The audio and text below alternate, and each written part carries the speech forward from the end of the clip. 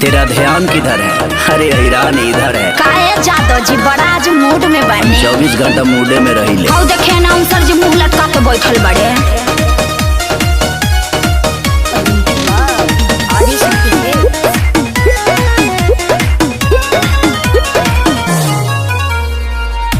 जी 24 घंटा करता रे पीछा, पांडा जी चुम्मा के मांगता रे भिक्षा। हरण हो जाई ज्यादा विश्वास ना। अरे ने सिखावल हा। 24 घंटा करता रे पीछा, पांडा जी चुम्मा के मांगता रे भिक्षा। और सुनिए ना हजियल जुलुम कइले बाबू साहेब जान के यार जान के। धोरिया में अंगुरी कइले रहता। गिटार बजावत होई हैं।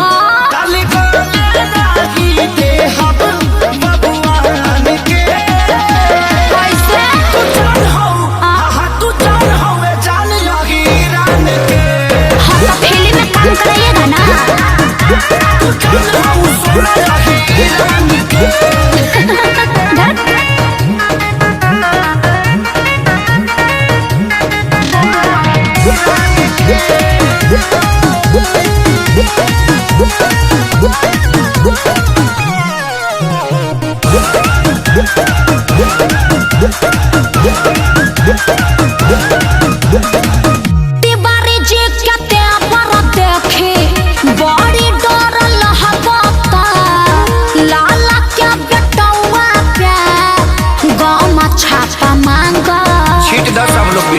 कवनो ऑर्डिनरी मरद तोहर थमले नहीं थे।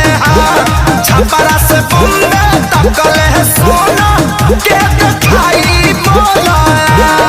चौहानी छुआता देख चौहान के चौहान के।